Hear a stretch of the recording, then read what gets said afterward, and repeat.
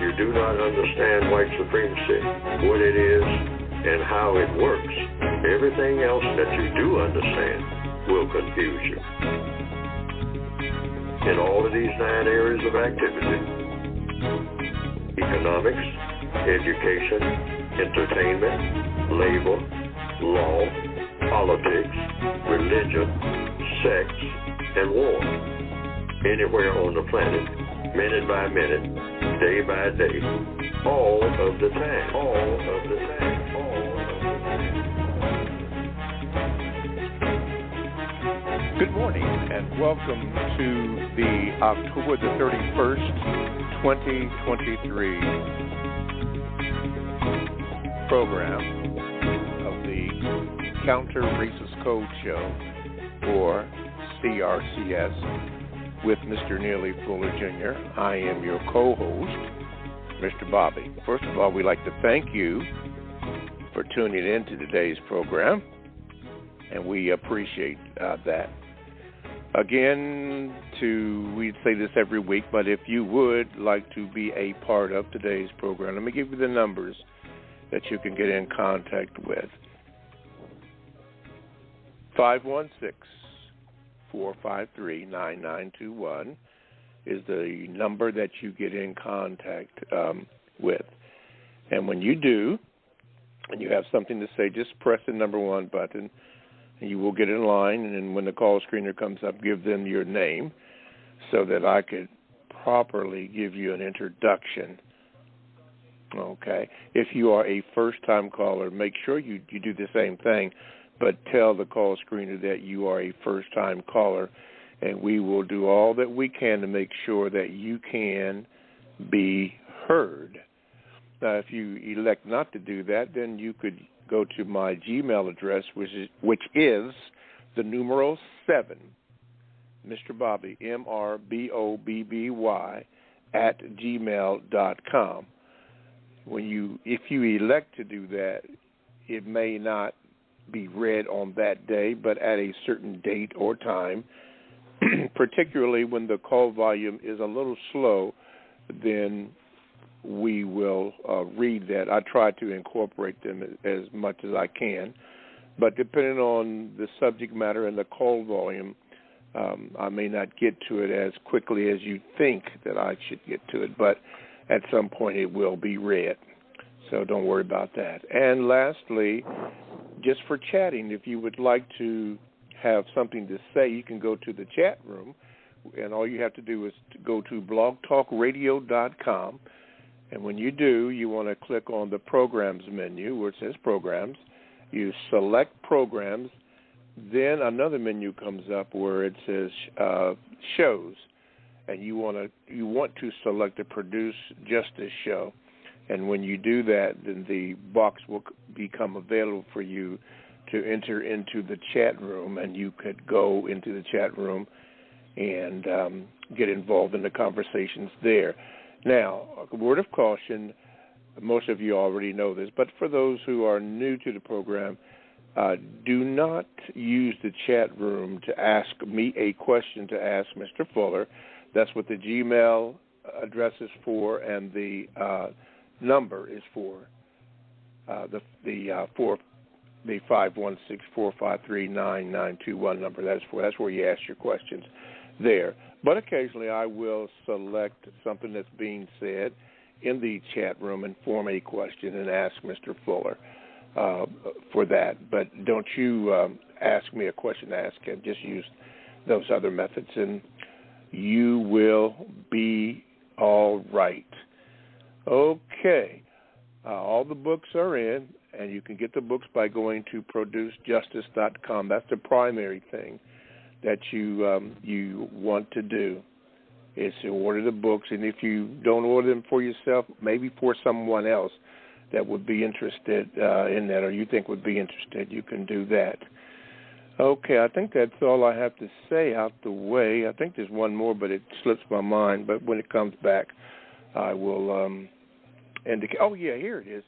Yeah, and we do appreciate your feedback and, you know, what we're doing good and what we're not doing so good. just contact. I think it's contact@producejustice.com. Yeah, that's it. Contact@producejustice.com. Tell us what we're doing good. Tell us what we're doing bad or not pleasing to you, and then, you can do that. Okay. Now, all that's out the way. Let me introduce to some and present to others Mr. Neely Fuller, Jr. Mr. Fuller, good morning, and how are you this day? Good morning. I'm still learning. Okay. Thank you, Mr. Fuller. Okay, now, we have a segment called The Thoughts and Expressions on the Mind of Neely Fuller, Jr. Mr. Fuller, today being the 31st of October 2023, what is on your mind to start today's programming off? What's on my mind today is the focus is what's going on in the news mostly. And to go directly to it, what's going on in the news is that people are in conflict with each other worldwide. That's the focus. It seems to be the focus every year, all year round. Focus is on conflict. So it seems to be what's at centerpiece of conflict on the news now, at this moment, worldwide, is religious conflict. The seventh area of activity that's listed in the code book out of what I call the 9 areas of people activity. Religion, in alphabetical order, is number 7. And religion means, according to what I've written, according to the code, and I always check to see what the definitions are, strong belief backed up by action. It's not stated that way in the textbook that I've written directly, but that's basically what it means. A strong belief, and that strong belief is expressed by the action of the person who has that strong belief. You can't really prove that you have a strong belief in something except through the actions that you take. So right now, a lot of people seem to be taking actions based on a strong belief that they have that what their actions should impel them to do to back up their beliefs is to be in conflict with whomever does not agree with them in their strong beliefs, which entail other areas of activity, not just what other people believe, but what they do in regards to economics, education, entertainment, labor, law, politics, which politics meaning the interactions one-on-one or collectively with other people, starting with the people right there who they consider themselves kin to themselves and to each other. Politics. And then, of course, religion, what the people who are around you believe in and don't believe in, and how they express themselves that way. And, of course, sex, there are religious rules on sex, and the last area of activity, war. people can be at war in all the other areas of activity. And that's war. If they are opposed to each other, what they think, what they say, and what they do. They're in opposition one to another.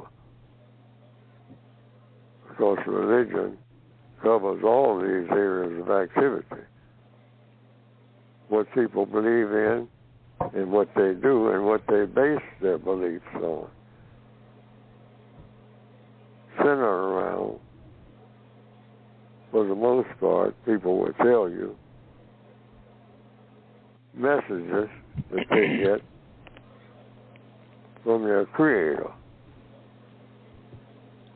In the language of all of this, right now, it seems to be centered people having their religious beliefs around a place on the planet that's got the focus of a lot of people, and that is called the quote unquote Middle East. So my thoughts about it this morning is that since the conflicts that seems to be the focus of many people throughout the entire planet called Earth, right now on this day in 2023, in October, a place called the Middle East, and centered around that place is a religious focus. People in conflict with each other on a massive scale in that particular place called the Middle East. So, since I talk about problems, and that is a problem, what should be, in order to produce constructive results, what people do and say about this place called the Middle East and what is going on there and what is the correct way to think about it, and then what to do about it. So I came to the conclusion in my thoughts and what I'm thinking about this morning, I listened to what everybody has to say, because there's a lot of different opinions. And then I think that when I listen to what everybody has to say, that's in the form of people. Bodies in the form of people here on planet Earth. Then say to myself, what does my religion say I should do? And that's what Neely Fuller's doing right this minute. I'm asking everybody to look at whatever their religion is when it applies to what's going on right now, this minute, in the Middle East, as far as conflict between people based on, most people have agreed, religious beliefs, something they strongly believe in, and will act on whatever those strong beliefs are. And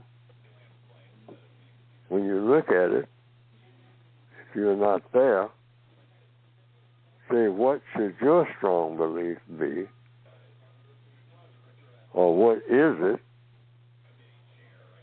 And what should you do about it? And whatever you should do about it should be in whatever religion you have. What does your religion say you are supposed to do whomever you are,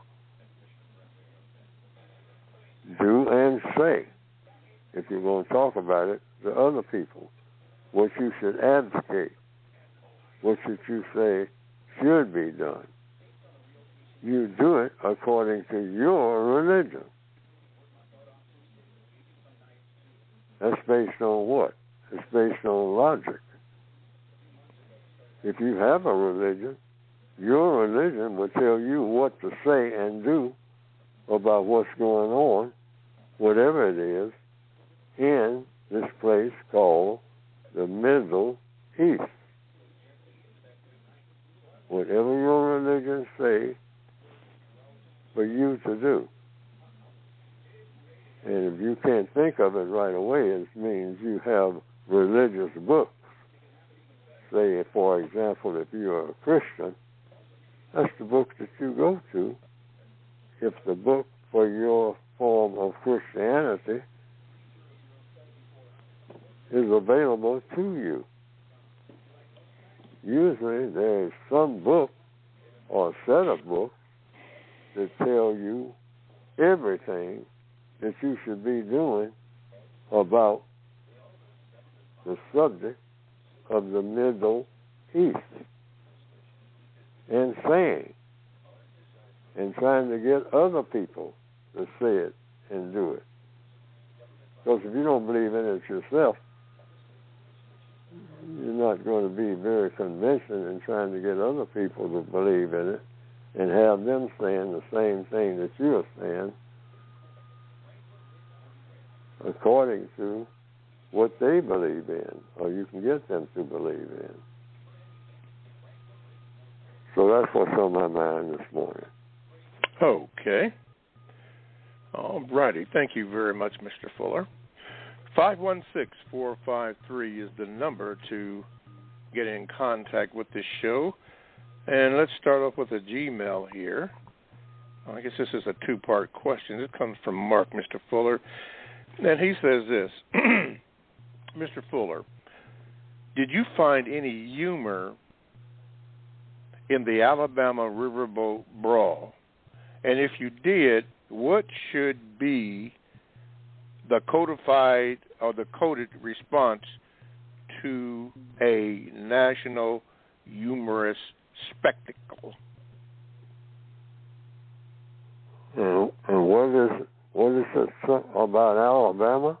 Yeah, there was a fight, as I can recall, and I could be wrong, so don't nobody hold me to this, but it looks like these white gentlemen approached this black guy. I don't know if he was on his job. He was doing something that had to do with the boats in the marina, if I remember correctly. And they started attacking him.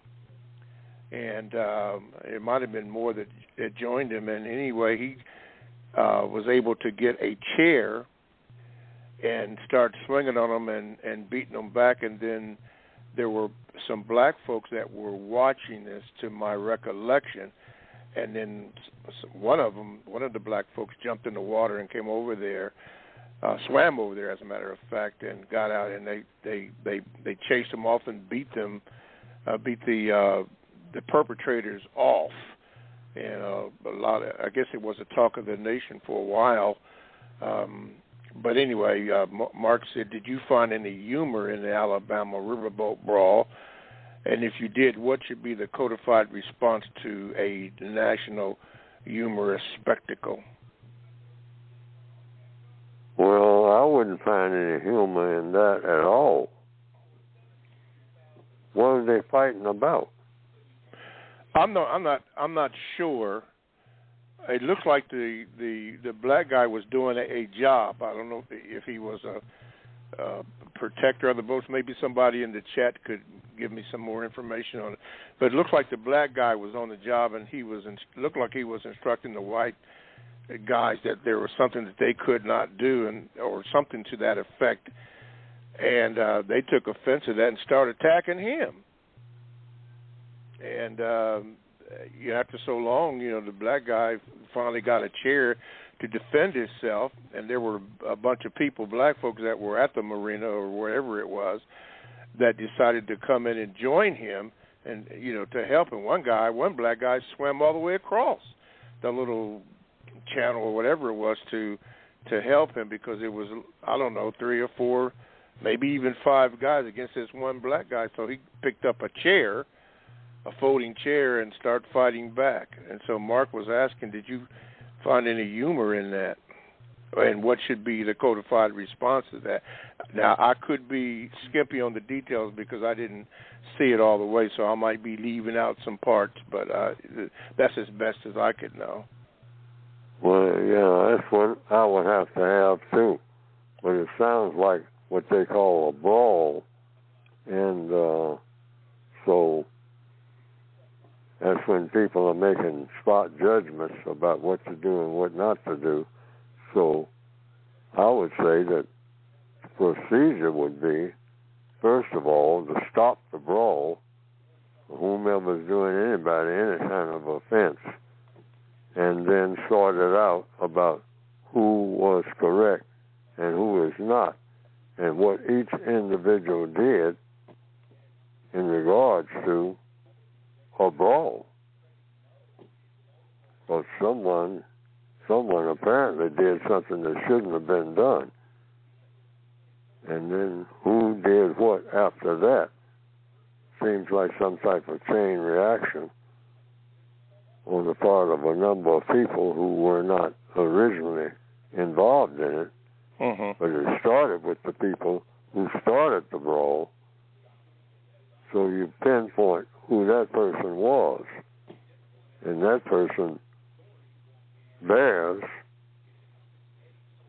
quote-unquote responsibility for what got started.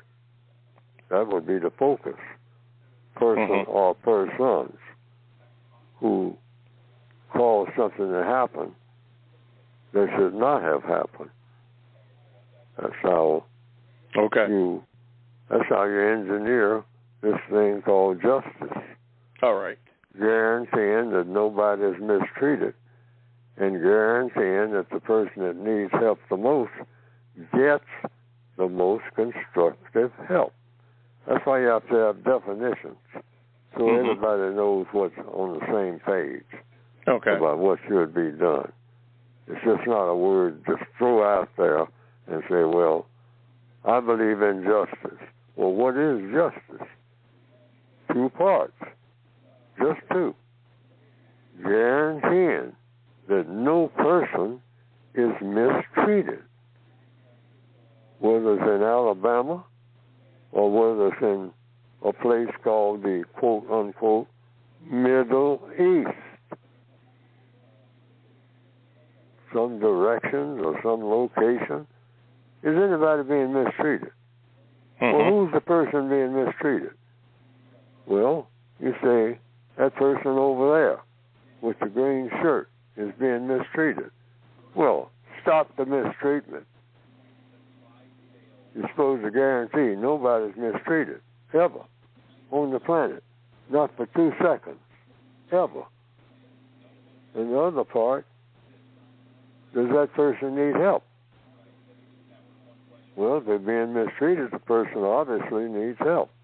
And needs help the most. Because there might be several people being mistreated. So you go to the person you see being mistreated the most. Alrighty. Okay. And then you sort it out as to whether or not they went about doing it in the correct manner. And then you slowly check that out. Yes, That's sir. what you call learning, investigating.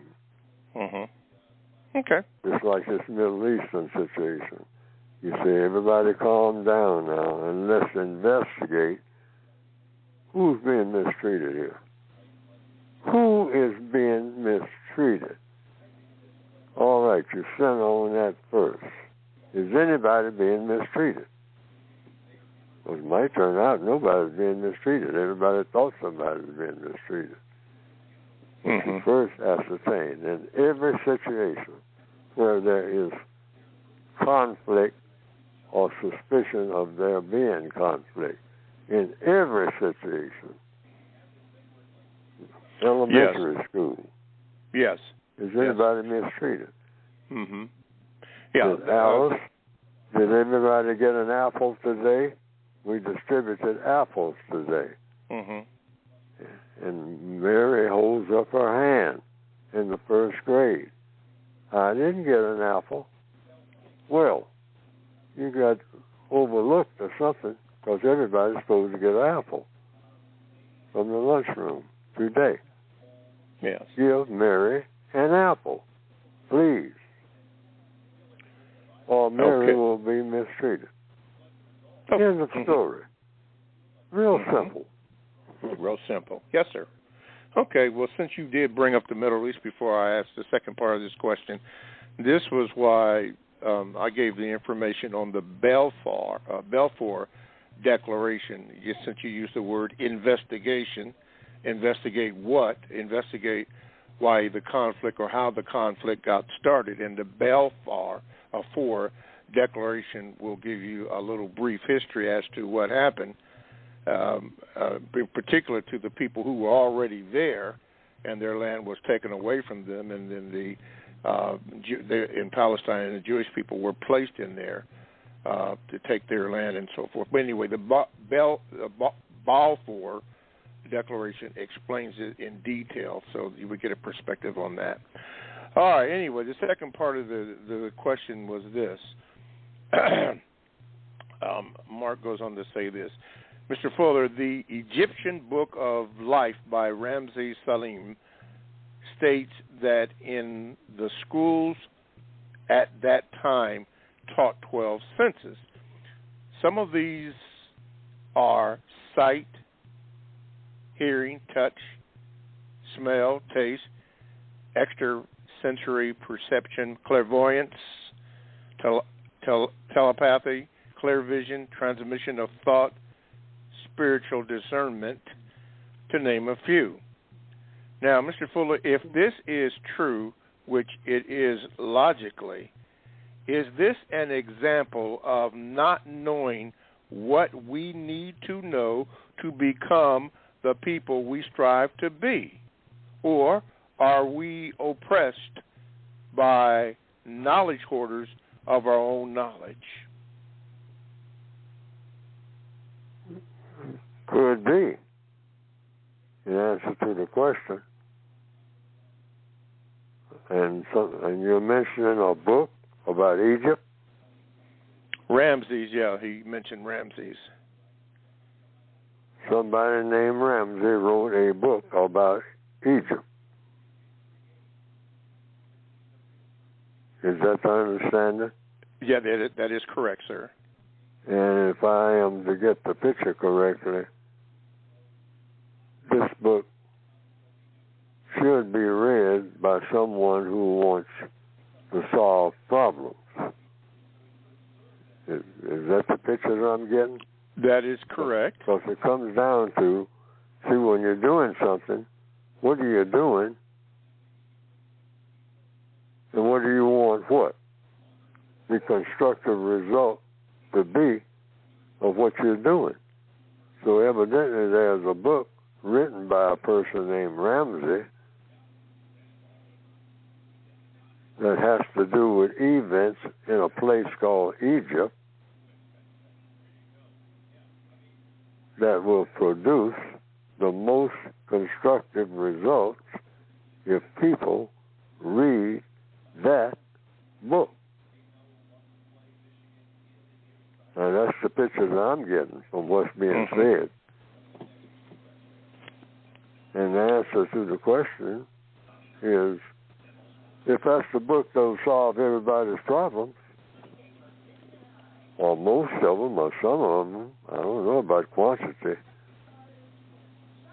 then everybody should be aware of Mr. Ramses' book and what's in it. But I've never heard of it.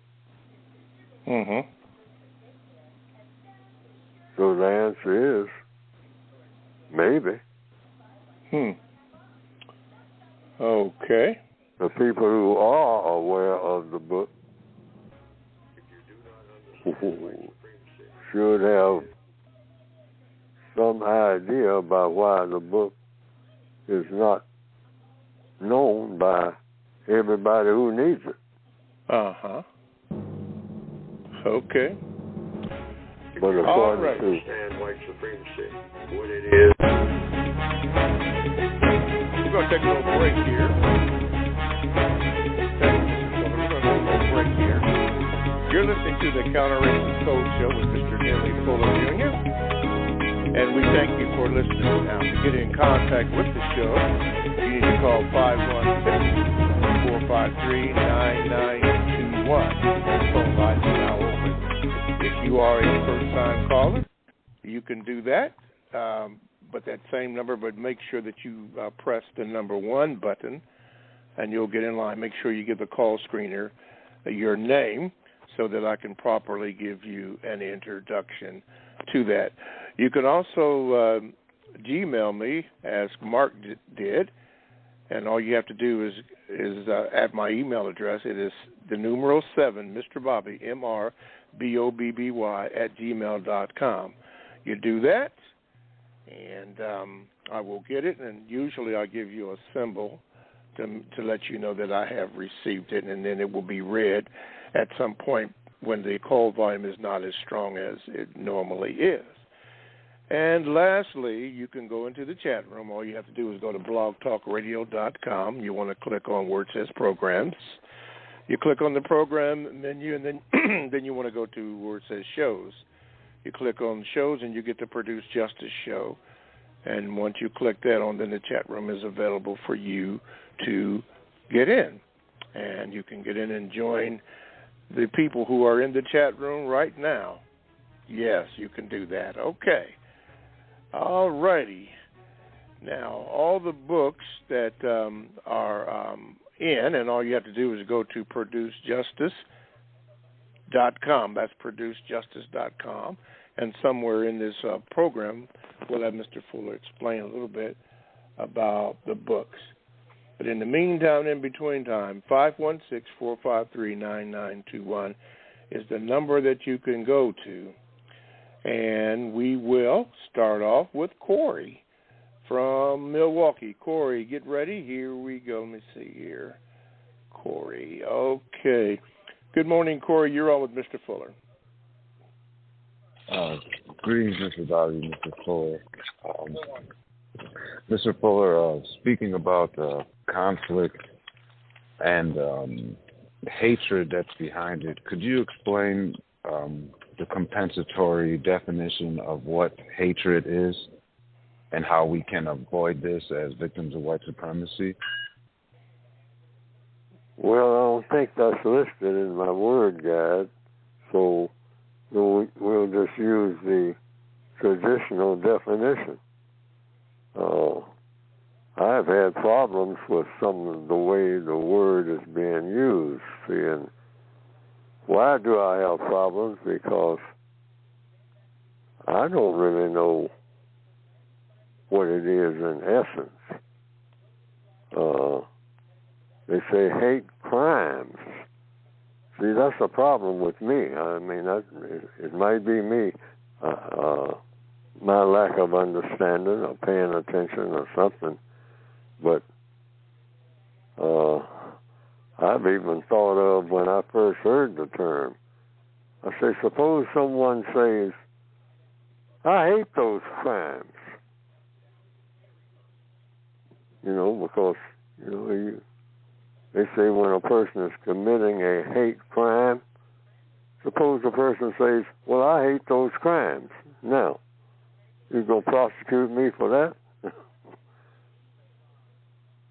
There are things called hate crimes, and so a person says, well, I don't hate the person that's doing the crime, but I hate the crime.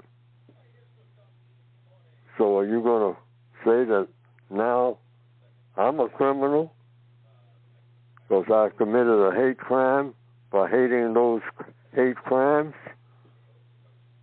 What are we talking about here? See, I get confused. I'm talking about myself now, Neely Fuller. So I just simply say about what I in my mind, I'm just thinking of, even without using the word hate or using it, it comes down to, well, is anybody being mistreated? Well, stop it, okay? Stop the mistreatment. And is anybody not getting help, constructive help, that they need? Well, see to it that the person, that body, that person, gets the constructive help that the person needs. The person's leg is broken. Get all the constructive help that you can give that person that applies to a quote-unquote broken leg. The formulas are simple in counter-racist codification, in compensatory science, in logic. Help the person that needs help the most. And the word hate, well, if you're mistreating somebody, well, what's hate got to do with it?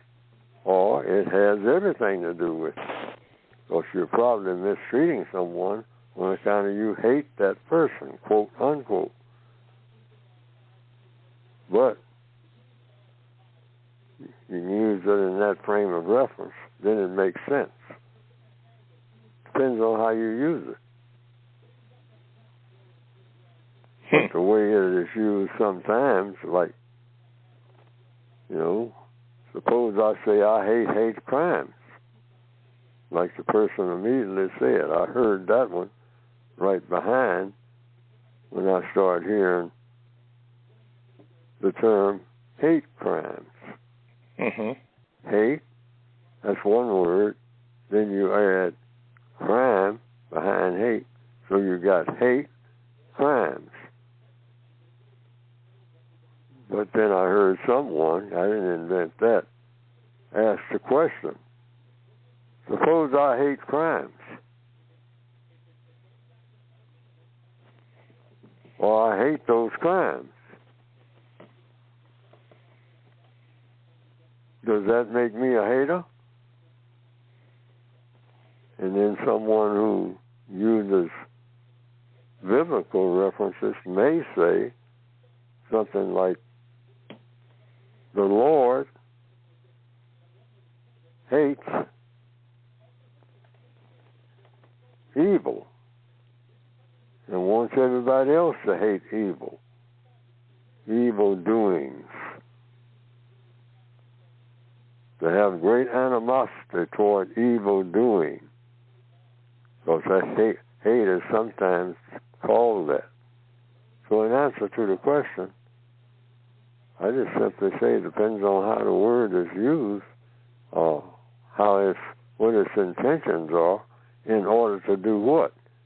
According to the code, if I was going to put something in there, to produce the most constructive result.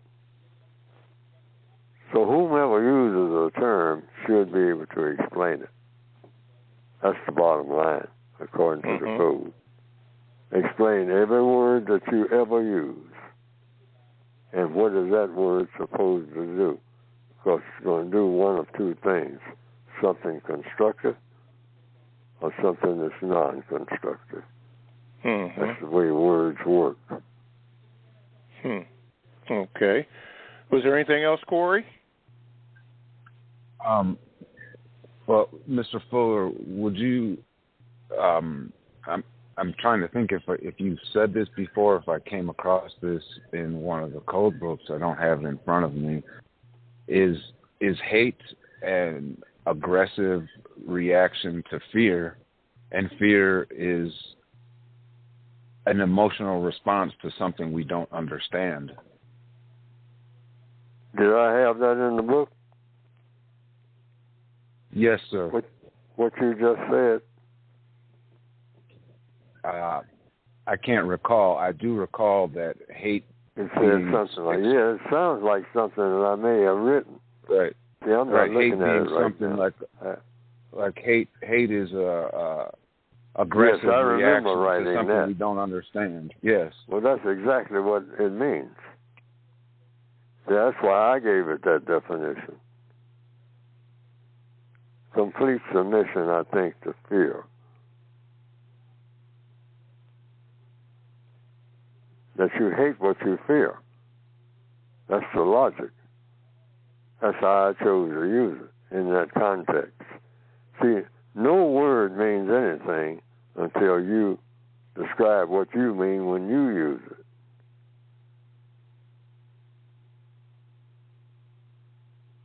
That's according to the code and according to logic. Because everything that I write, or anybody writes, should be based on logic. Logic means it makes sense. Mm-hmm. It's something I can use. Use for what? To produce a constructive result. Like what every move that anybody makes should produce a constructive result. Otherwise, back to the drawing board.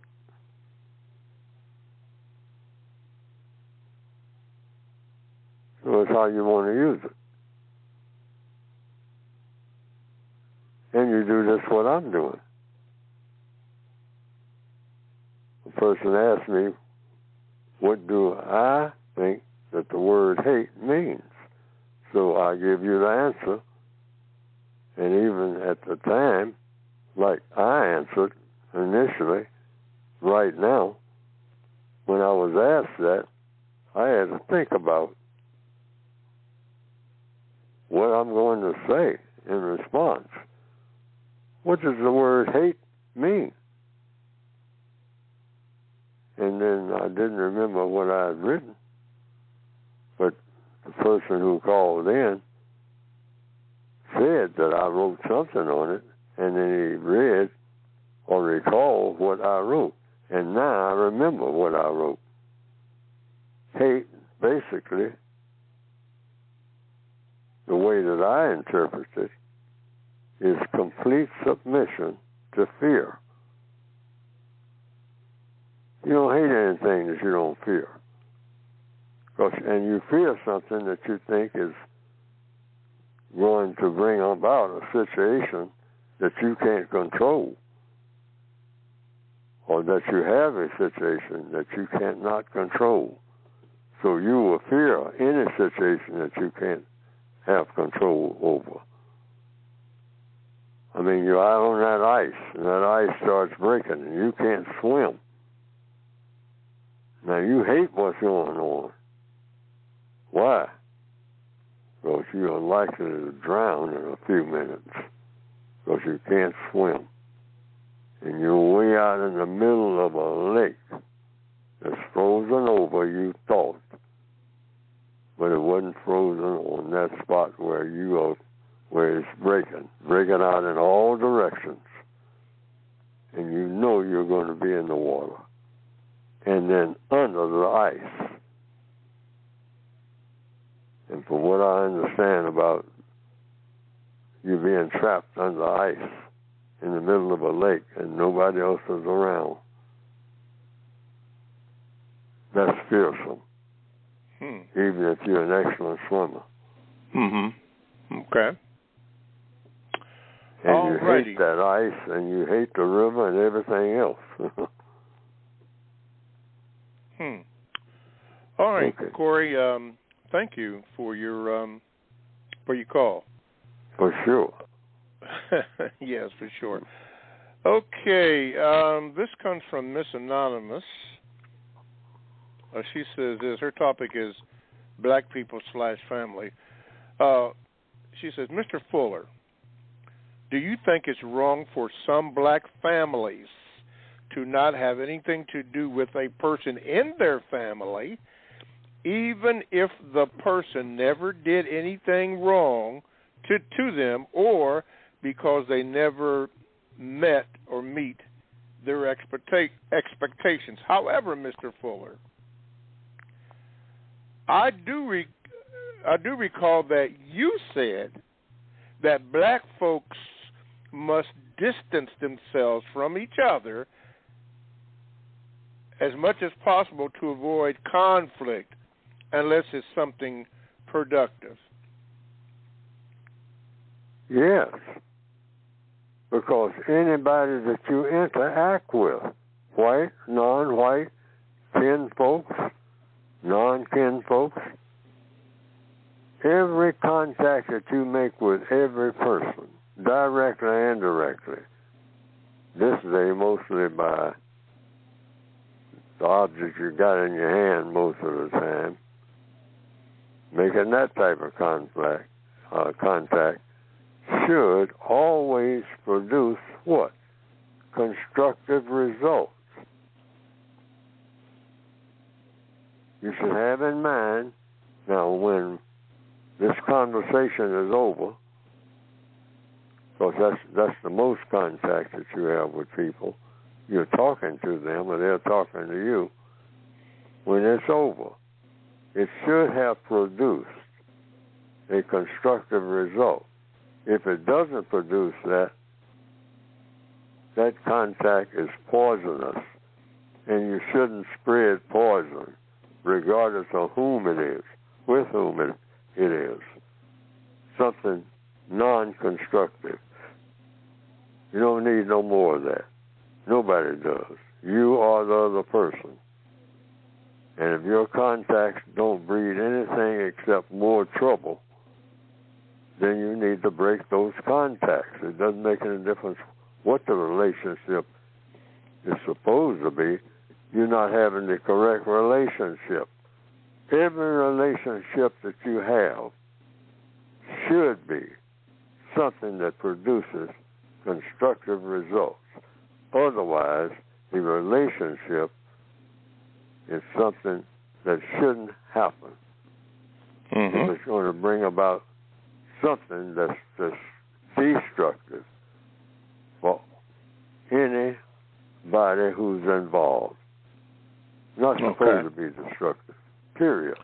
That's just the law of the universe. All righty.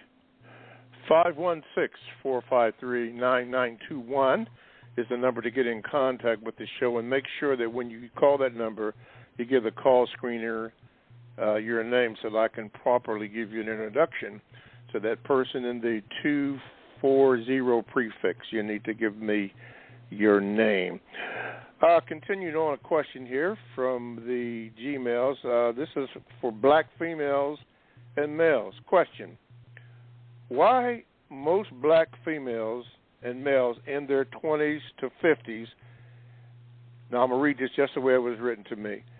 Why most black females / males in their 20s to 50s doesn't want to own a house, but rather live off a family member for decades, and they are very quick to buy a brand new or used car and customize it with unnecessary things.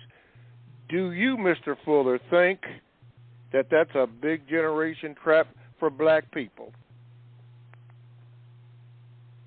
It doesn't sound constructive, regardless of what Neely Fuller thinks. From what I'm hearing, that doesn't sound constructive. That sounds destructive. It doesn't sound like it makes for the best relationships between people, which is what you should want, the best relationships. And it raises questions that should be answered, that everybody should ask. Is it constructive under these circumstances that we have, the most constructive things to be doing, or for anybody to be doing in those same circumstances? How much income do you have on the part of everybody? How is the income being spent? Is it being spent in such a manner that produces the most constructive results?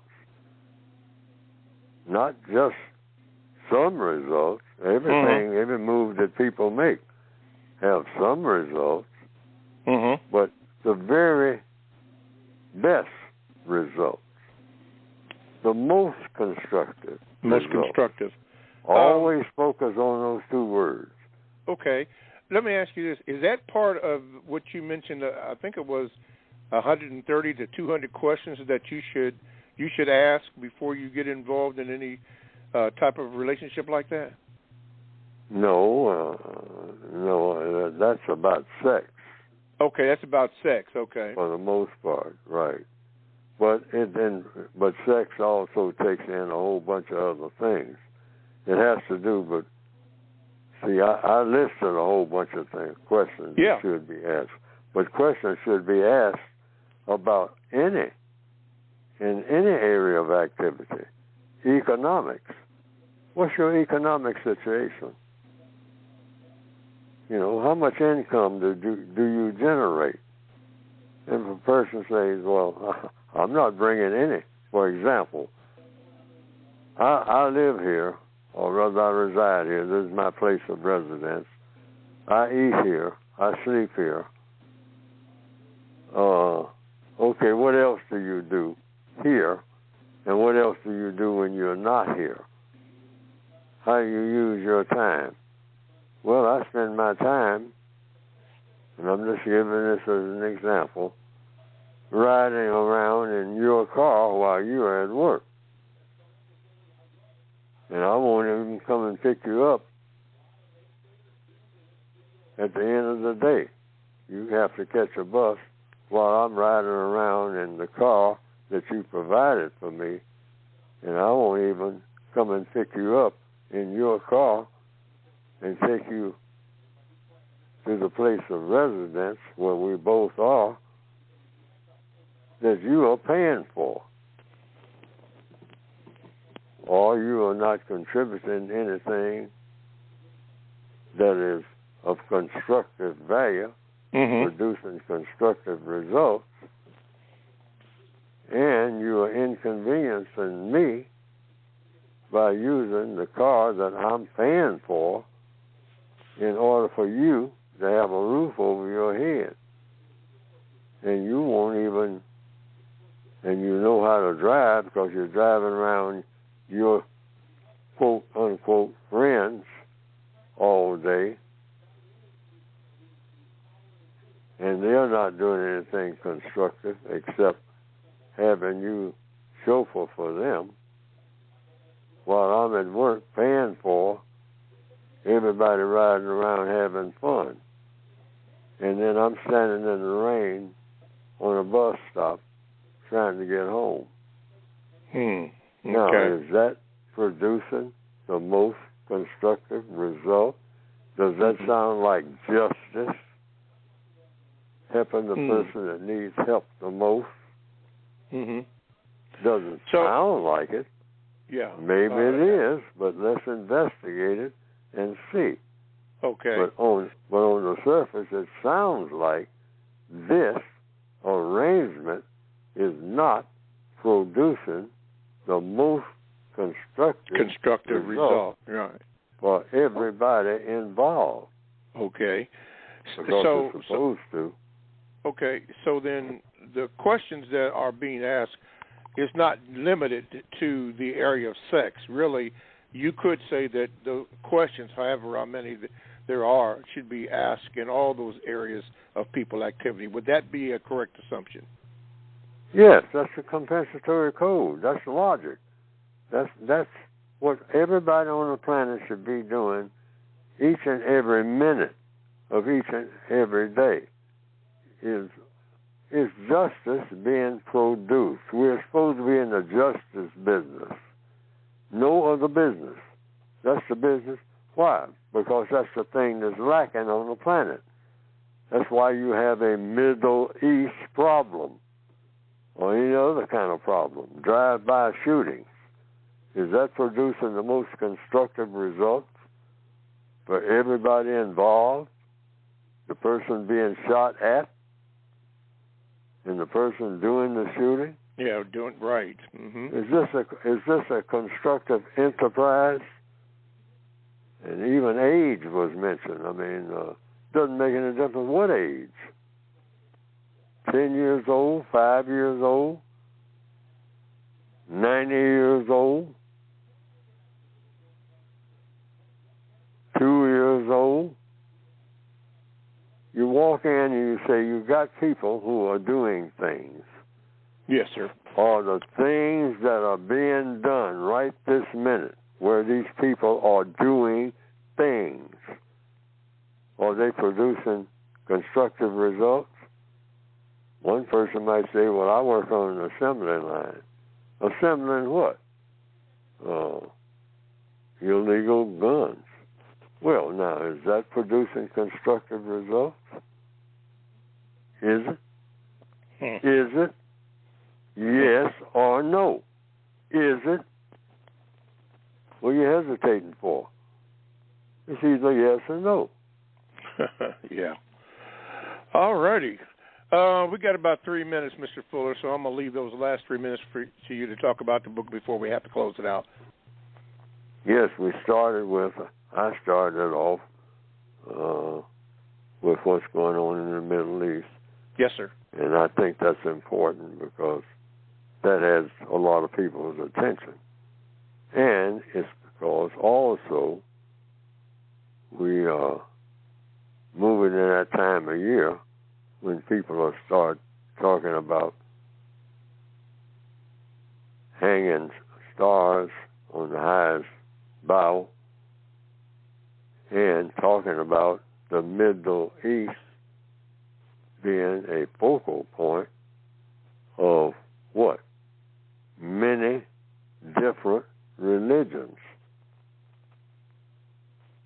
You're a Christian, you're talking about places called Jerusalem. Somebody might mention Palestine. If you're a Jew, if you're a Muslim, you're talking about what people call the Middle East. And under one umbrella, it's called the what? Holy Land. And we are entering the time of what we call Ramadan. And we are calling something called Christmas or Christ Mass. And we're talking about an area where you have the origins, quote unquote, of all of this.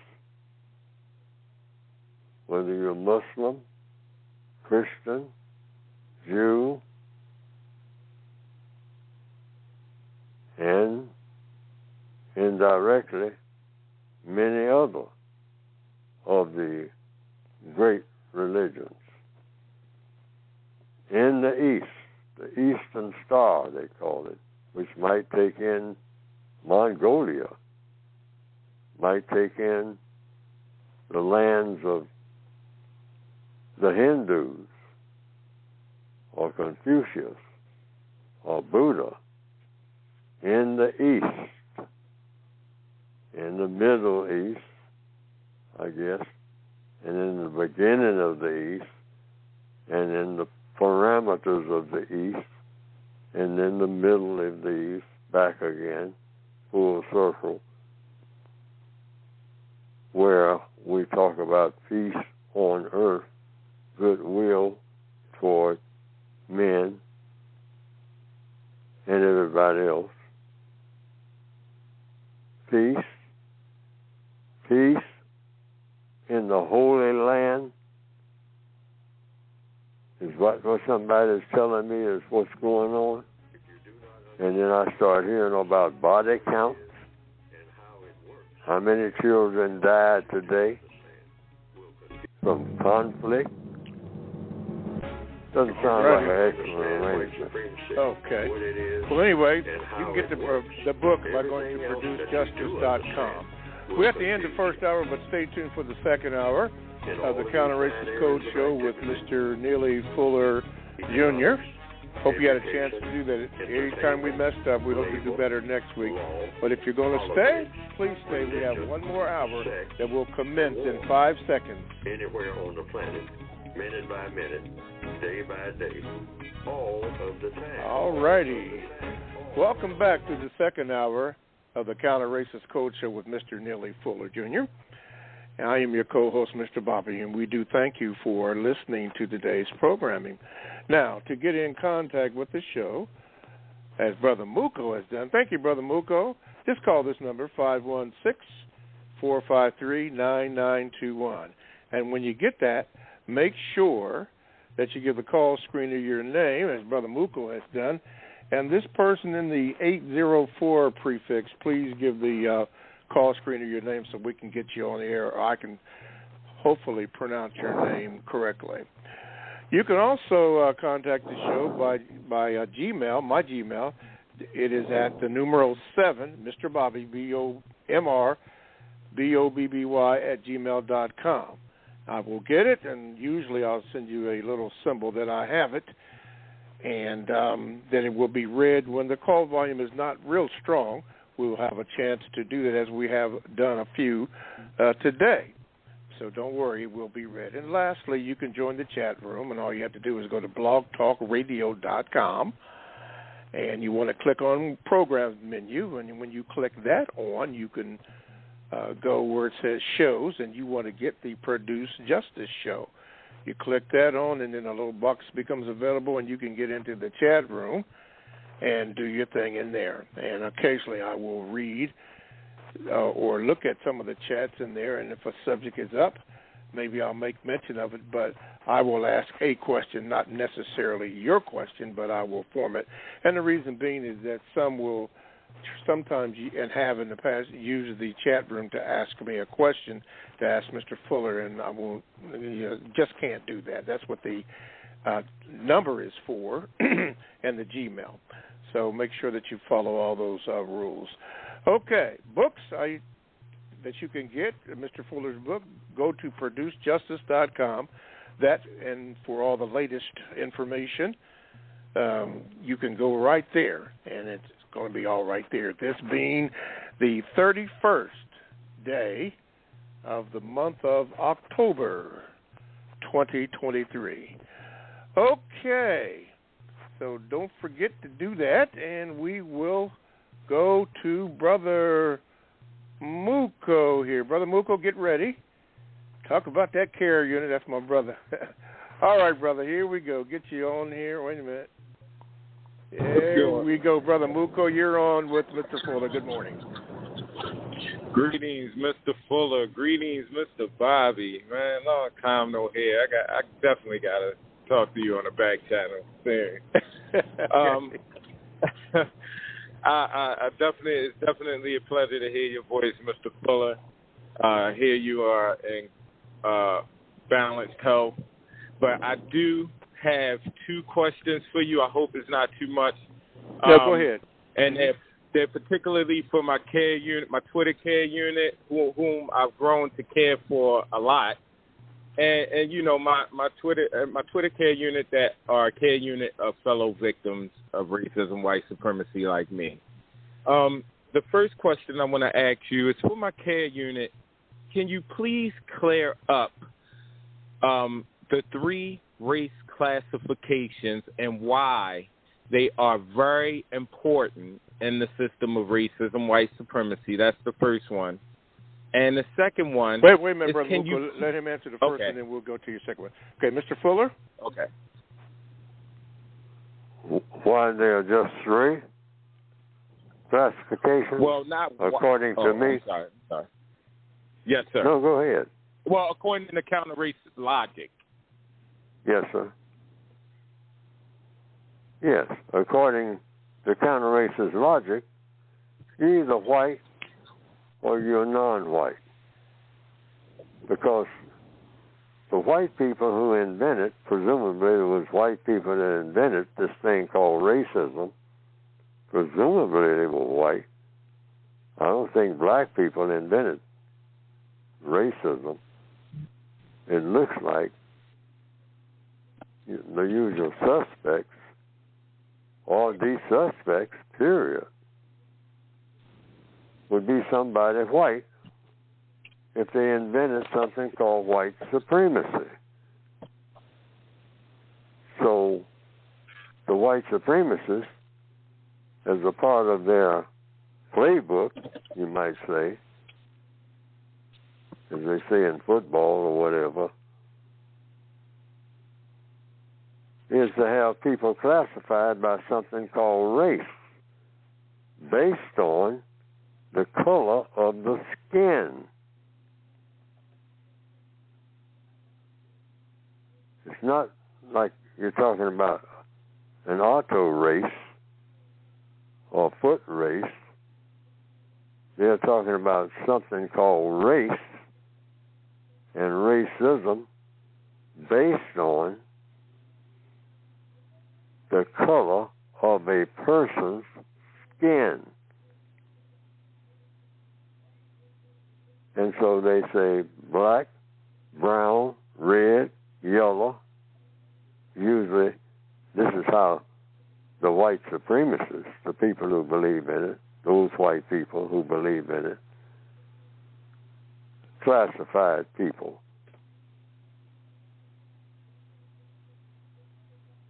Black, brown, red, yellow. Those 4 classifications. And white is supreme over everybody who has color in their skin that looks like it may be something called black, brown, red, or yellow. And it might include tan, beige, all of what they call colors or colored people or people of color.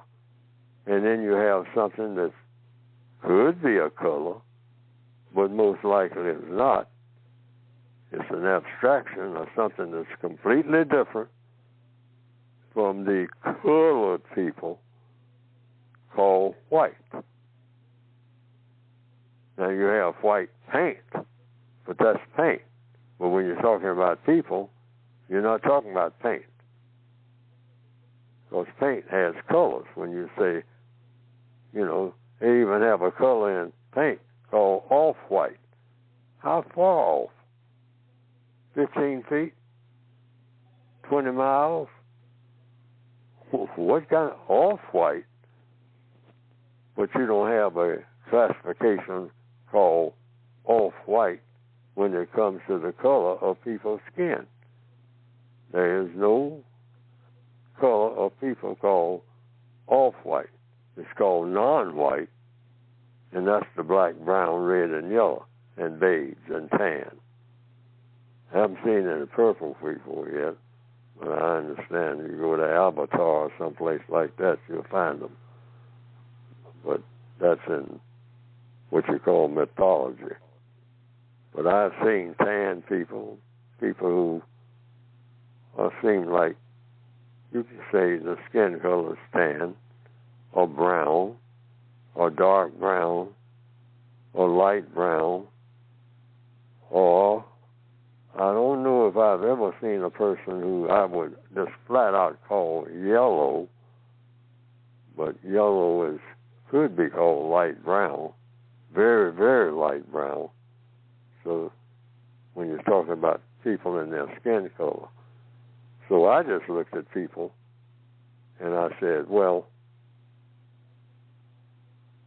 we'll call it non-white and be done with that. And non-white, I say, are shades of black. Black, then you have brown, then you have red or reddish or reddish brown or brownish red. But I tend to say break it down. But you got something called beige, which a lot of people refer to as light brown, very light brown, or tan. But I just came up with white, non-white, and white supremacists. Now, a white supremacist has to be white to start with. And these are all not just going by vision, but going by power classifications based on color. And it can get to be complicated if you start listing other shades of color other than that. But the white supremacists have invented since at least 1860. They had black, white, and mulatto. That was in 1860.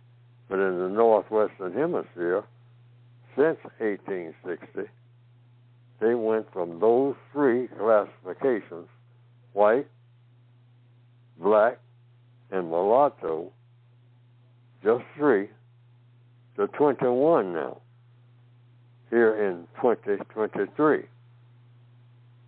I say that white supremacists came up with these classifications. Of course, I know I didn't. I have three, white, non-white, and white supremacists. Because I say that white supremacist is a political, deliberate classification to practice racism. Because if you look at a lot of black people, visually, many black people, I have some of them in what we call, quote, unquote, family, that look like they're white people. Many of them. Put it all together worldwide, quite a few. You look at what is called a white person, and then what is called Fred Jones, who's your cousin, maybe, using this as an example, and you look at that white guy standing next to him on a bus stop, and then there's Fred Jones, who is a part of your family that you've known all your life, standing next to him, and Fred looks whiter than the white guy. But Fred is stone black in his thinking and in his actions and in what he does and the way he talks. And he's your blood kin. Say, Fred's my cousin. Yeah, he looks like a white dude. He looks more like a white dude than a whole lot of white dudes. People see that. But it goes to show you how efficient the white supremacists are at what they do. Confusion. They know how to play tricks with your mind in such a way that you don't even know that your mind has been tricked. They'll say, yeah, he's black, but he's white. Holiday magazine in 1960.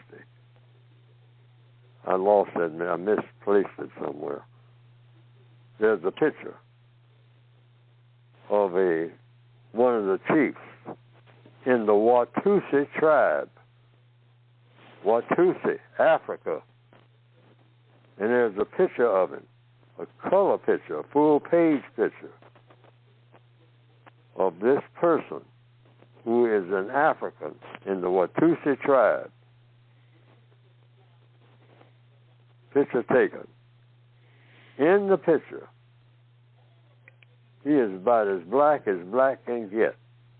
Mm-hmm. But under the picture, it said,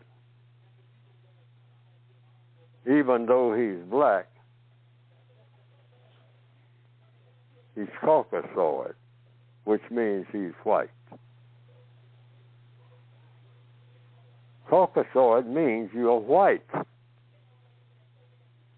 See, even though you're looking at this member, a prominent member of the Watusi tribe, a very distinctive tribe. Usually most of them are very tall, with black skin.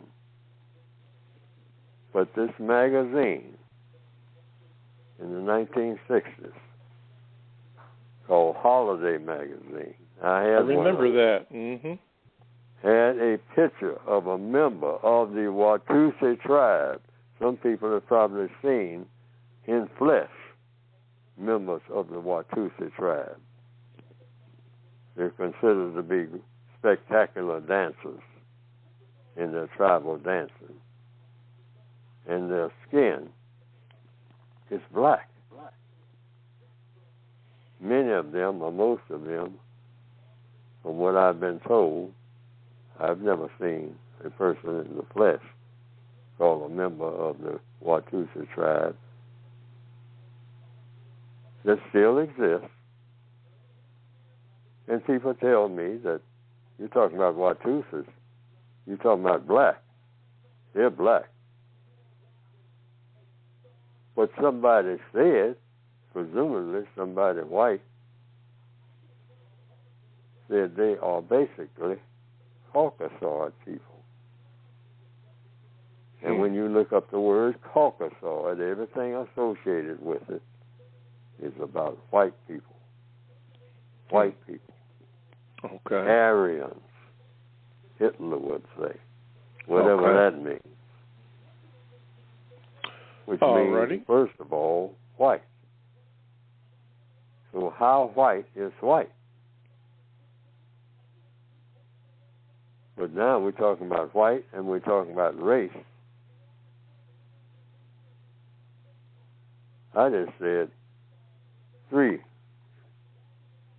I'll go back to 3, but not the 3 that they gave me in 1860. I decided, Neely 4. I made the decision.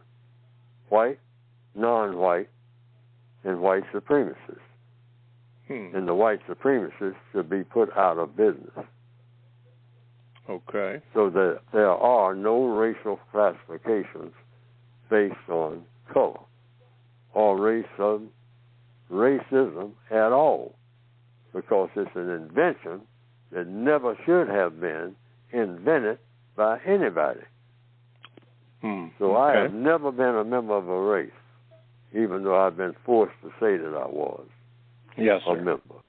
Why? Because it's a convenience for the people who believe in mistreating people based on color. That's all that it is. That's all that is. Nothing else. Okay. Brother Mooka, what's your second question? I appreciate that, BGQ, Mr. Fuller. My second question is for my Twitter care unit, again, of victims of racism, white supremacy. Can you explain the damage that showing off amongst victims showing off to fellow victims, aka non-white black people of racism, white supremacy, how that's kind of dangerous, and that's a big problem that we have. Yeah, okay, showing off. Having that need to show off is dangerous. You have to handle that very carefully. And what is the purpose of showing off? Showing off just means do something to get attention. Now, every person wants attention. But the code says, make sure that if you're going to get people's attention, make sure that you are getting their attention in order to do something that's going to produce a constructive result. And everybody wants attention. You come into the world wanting attention. That's why you cry out as loud as you possibly can. Hey, I'm here. Pay attention to me. Pay attention to you for what? I need help. That's why I need your attention. Now, what babies do is very logical. But we carry that on into things that are many times non-constructive. They do not produce constructive results. We all want attention. We're starved for attention. What does it mean when a person says, I'm lonely?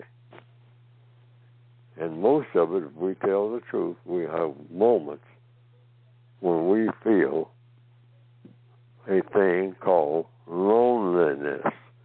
Mm-hmm. And it is not what most people call a quote-unquote good feeling. But always, if you're going to get somebody's attention, think about what the result is going to be of you telling people, well, this is what you're really telling them. Stop what you're doing and give your attention to me. That's what you're actually doing. Now, once you do that, you're supposed to put on a show. And that show is supposed to produce a constructive result. So you're trying to, since you're putting on a show, there's two types of show. You're showing in or showing out. So don't show out, show in.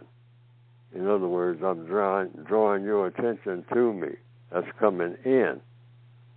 And I am supposed to give you something that's going to produce a constructive result in return for your attention. That's the logic. Otherwise, I don't have any business getting your attention, because most likely it's going to produce a result that's not constructive. That person with that gun, that's what you call active shooter, that's what that person is actually doing. Pay attention to me in this bowling alley. You all rolling these bowls down something called some bowling alley and whatnot. Don't you see me standing here? Nobody's looking at me. They're watching that ball roll down on some boards and knocking something down on the other end. Well, I'll show you some knocking down. Because I got a gun.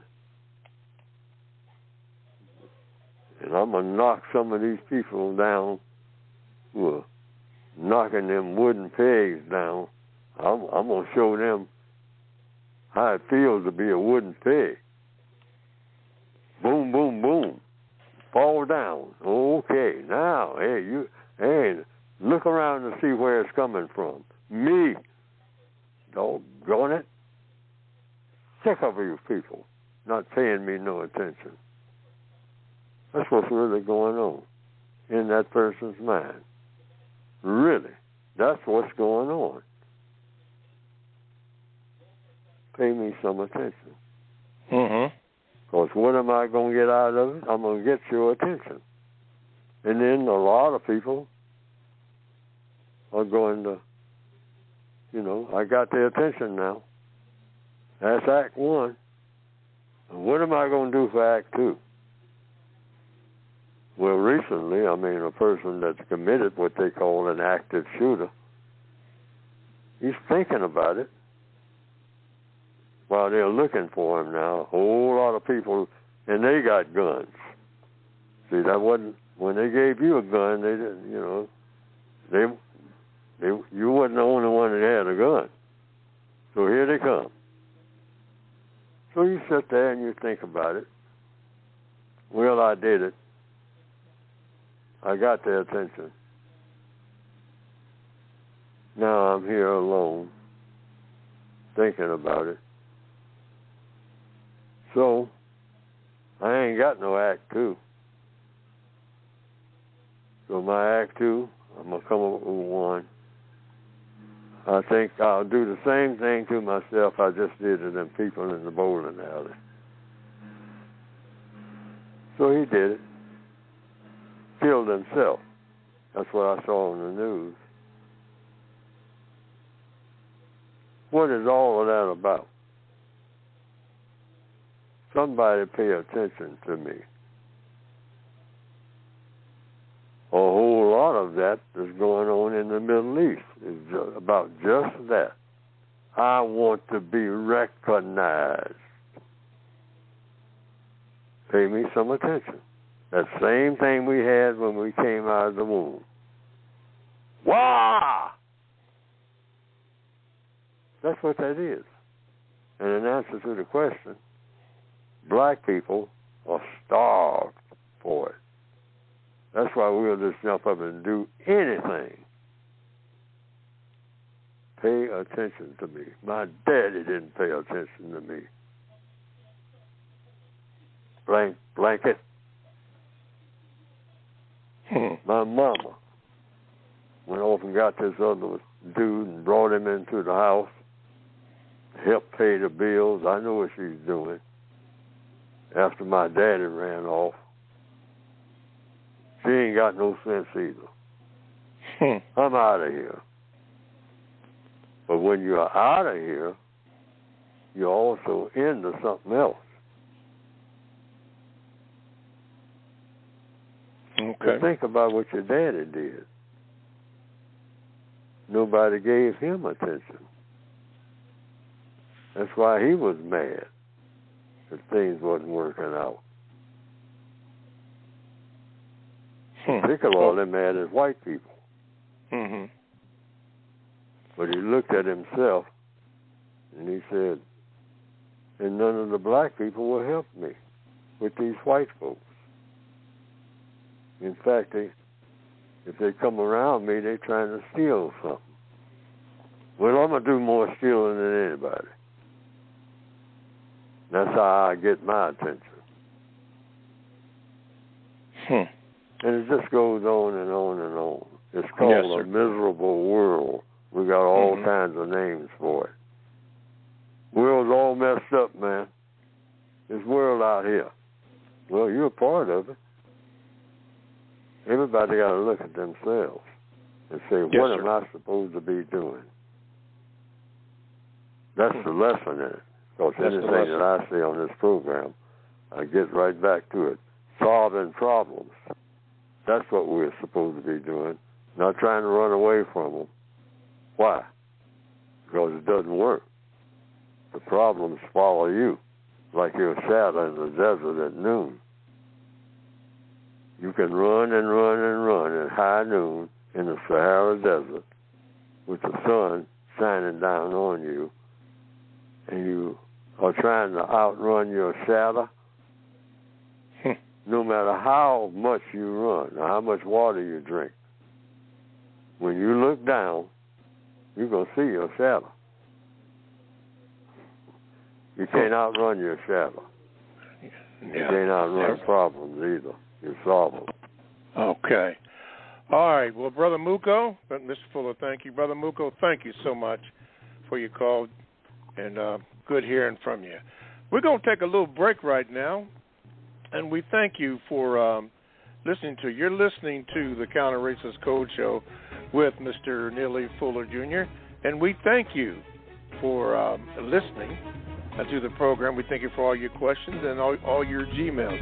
Now, in the remaining half hour that we have left, if you would like to call the show, and we'd love for you to do that, just call this number, which is 516-453-9921. Again, press the number 1 button, and when a call screener comes on, give them your name. If you are a first-time caller, make sure you follow the same procedure, but make sure you tell them that you are a first-time caller, and we have something very special for you. You can also Gmail me at the numeral 7, Mr. Bobby, MRBOBBY @gmail.com. I will get it. I will give you a symbol that I do have it, and then at some point in time in the future, I will read it, and I will also let you know that. You can also join the chat room. You can by going to blogtalkradio.com. That's blogtalkradio.com. When you get that, you click on the where it says, I'm messing up here. You want shows? Oh, excuse me. What do you want when you get on there? You want programs. And the program you want is the Produce Justice Show. So you click on that, the Produce Justice Show, and then when you hit the Produce Justice Show, then the chat room becomes available for you to enter in. And usually there's some pretty decent conversations going on in the chat room. So you may want to do that. Good information a lot of times that are in there. Good learning experience, still learning. Okay. All the books are in, and you can go to producejustice.com. That's producejustice.com. Okay. So let's go to the NYC, and we're not going to stop because we're going to the top. We got Blacktop. Blacktop, how are you? You're on with Mr. Fuller. What is your question? Hello, how you doing today? Yes, sir, Blacktop. Yeah. So listen, I just want to say I've had Mr. Fuller's book on my shelf for about 4 or 5 years now, and I've always found it hard to read books like his just because of the subject matter, even though I've read a few. However, I haven't found it as hard to read books by people like Iceberg Slim or Donald Goines. So I just want a few suggestions on how to make a book like his, the compensatory concept book, a little bit more easier to read. Okay, Mr. Fuller? Well, at the time that I was writing it, I didn't think about, wait a minute, I got to make everything that I say so simple that a 5th grade student can understand everything immediately.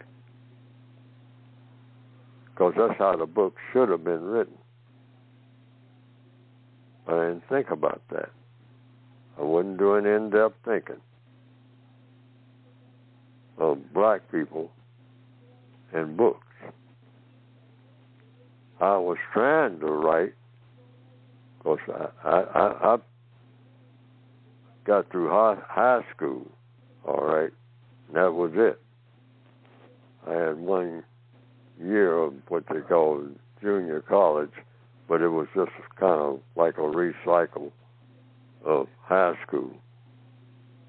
So, but I should have tried to write at the 5th grade level. But after you passed the 5th grade and gotten into the 9th or 10th grade in what they call high school, you are taught by your teachers to try to grow by learning more and more words. So if you know more and more words, you have a tendency to use all of them that you can think of. And people will tell you that you're more intelligent. But I found out, to my satisfaction at this point, that that's not necessarily so. That more words just mean more words. So you use fewer words. And that's why people should, for my recommendation, if you just don't like doing a whole lot of reading, you read books of quotations. There are some people who are not what you call into this going to church to socialize, quote unquote, because they don't like to go to church at all. There are some books that are written for them where they're just quotes from the Bible that make you think. Sometimes just one sentence that'll make you think, as if you have just read a half of a book. And so when I look at my book, just like the caller is saying, I say I could have done this a lot simpler. I'm using terms like compensatory counter-racist code, but my focus for writing the book that way is to, and I'll say this, maybe for the first time, I'll say this, have the white supremacists who will be opposed to what I'm writing have to jump through my hoops. I was not only writing for the victims of white supremacy, even so it says so right on the cover. This book is for the victims of white supremacy, non-white people. But I knew that the white supremacists would be opposed to what I have written, because what I have written is designed to put them out of business, all white people who believe in and who practice the religion, the political system called racism and/or white supremacy. My book is supposed to be designed to eliminate what they are doing and replace it with something better, which will be called justice. And so I'm going to write it in such a way that they can't pick it up and use it in any kind of way to help the system of white supremacy be the system of white supremacy. It will only go one way, against the system of white supremacy, and it will use terms in such a way that these terms, the way words are arranged in relationship to other words, and particularly in relationship or anti-relationship of what the white supremacists do. Interpret the words differently. So that makes it harder to read for the non-white person. I could have just done better just by saying not so much what to think, but just restrict the book basically to whatever is being done and whatever should be done, without a whole lot of explanation of nothing. I could have done it that way. Mm-hmm. Do's and don'ts. When they do this, you do that. I could have written that much simpler than I did. Okay. So in answer to the question, I made a mistake in the way that I wrote the books. I should have paid more attention to brevity. That's very important.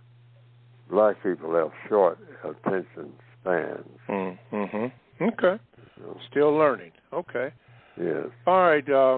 Thank you, Mr. Fuller. Blacktop, it's been suggested in the chat room, quote, let's see, the code book is an instruction manual just the way those Pimp/Gangster books you have read. So take that for what it is. Thank you for your call there, Blacktop. All righty, let's go to Darnell. Darnell, let's see here if we can get you in here. Darnell from New York. Go ahead, Darnell. You're on with Mr. Fuller. Good morning, Mr. Bob. Good morning. Yes, sir. Mr. Fuller, put out the code book, 60. I had one. Why important for the victim, the white supremacy, use all their time and energy to fight this white supremacy? I didn't get your question. Yeah, Darnell, it seems like you're breaking up here. Could you repeat that? On page 60 of the code book, Time and Energy. In the code book, in the section on time and energy. Yes, it's on page 60. On area 1, economics. On the economics. Yes, sir. Yes.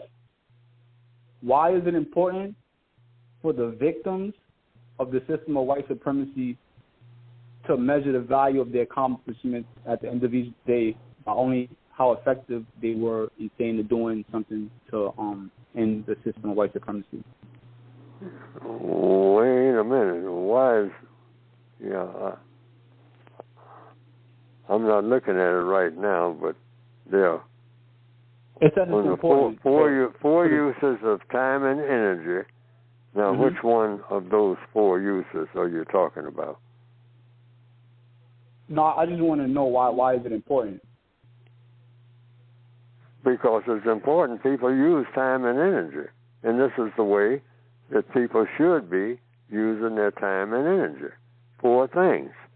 You're doing one or the other of those four things. It's just because I noticed that, like, since I got the code book, I see how people use their time and energy, and it makes sense why things are the way they are. They're doing things that keep the system going. They're not doing things for things to be in balance. That's why I have it with there. their time and energy. Okay. These are the things that should be done. Everybody's doing something every minute. Everybody. You're sleeping. That's doing something. What does the code book say in the use of time and energy? When you are sleeping, you're using time to sleep, and you're using energy because your heart is beating and your mind is working. You have dreams and all of that. That's energy. Okay? Even when you're asleep. So it says, sleep and eat correctly. If I remember those four things, there's four things people are supposed to be doing. People do a lot of things, but four things are basically what you're doing all the time. So the question was, why are you doing these things? Because they're the best use of time and energy. That's the answer to the question. If you're having sexual intercourse. It says something about that. If you're looking at it, what does it say?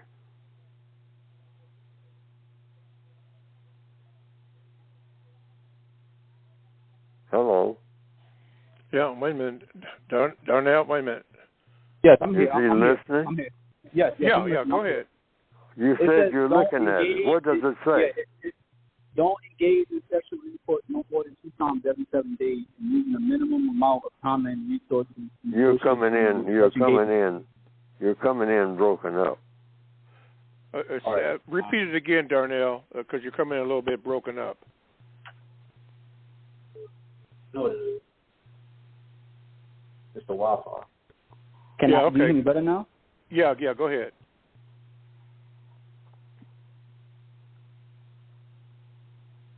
Yeah, we can hear you. Go ahead.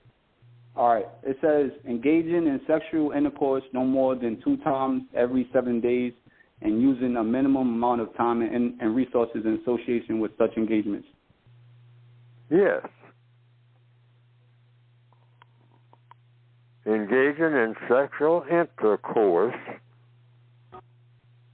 no more than 2 times every 7 days and using a minimum amount of time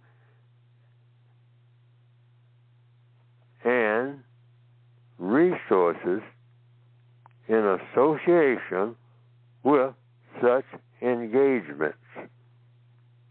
Now, I could have written that a whole lot simpler, but that's what it says. But it says if you're going to have sexual intercourse, no more than twice every 7 days. That's a use of time and energy. Why?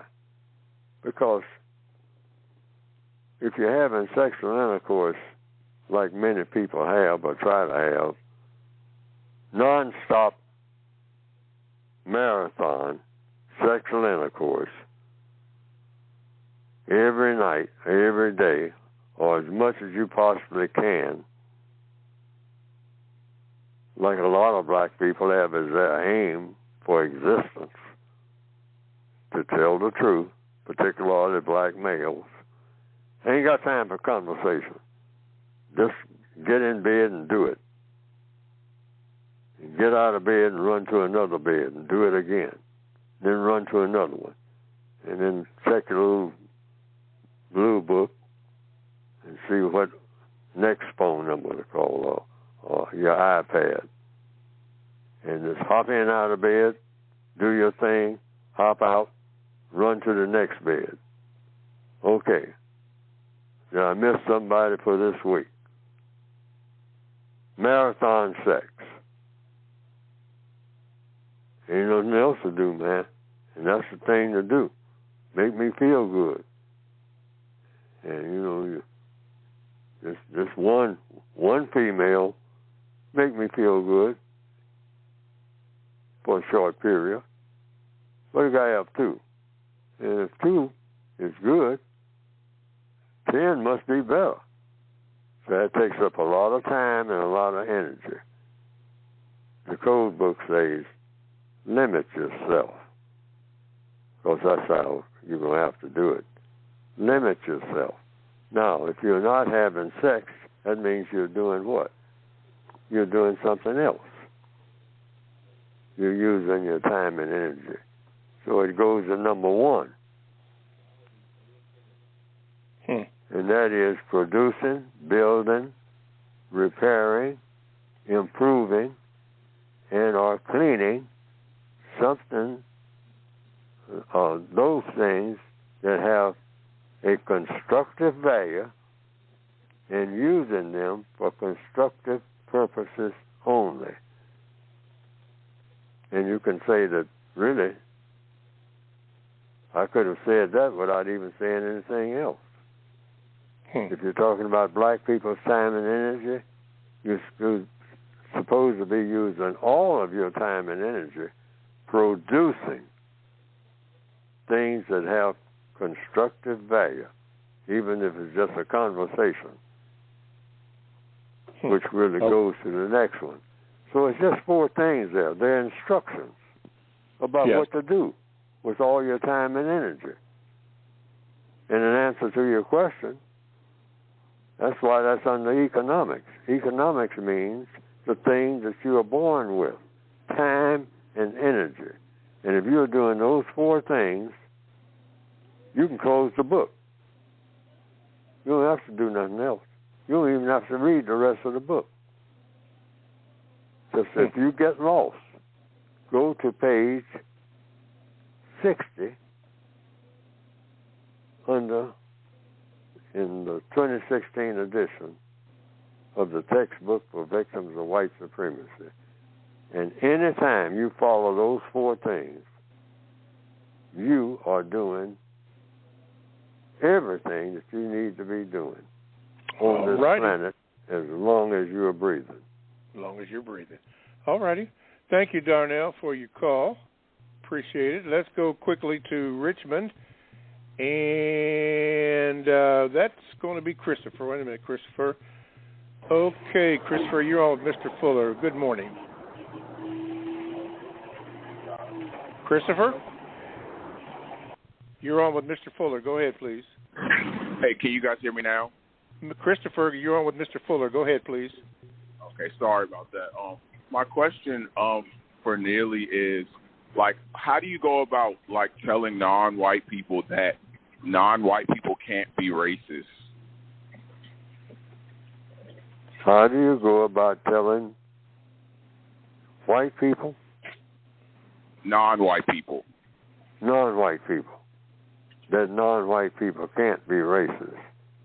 You tell even if they don't believe you. You go the way you go about telling non-white people that they can't be racist is because they are victims of racism. You can be a counter-racist, and you should be. You're countering racism. You should tell the world that to the best of your ability, you want to counter racism. You're a victim of racism. You don't want to be a victim of racism. And you can't practice racism because you're not trying to preserve racism. You're trying to get rid of it, the thing that is harming you. And the thing that's harming you is racism. So you practice counter-racism by doing things that will weaken and put out of business a thing called racism. Now, you can't, you're not a racist yourself when you are countering racism. You're trying to get rid of racism because it's harming you. You're trying to get rid of the thing that is harming you. You are a victim of racism. You didn't invent nothing called racism. And you can't practice racism. You're a victim of it. I mean, that's just like, you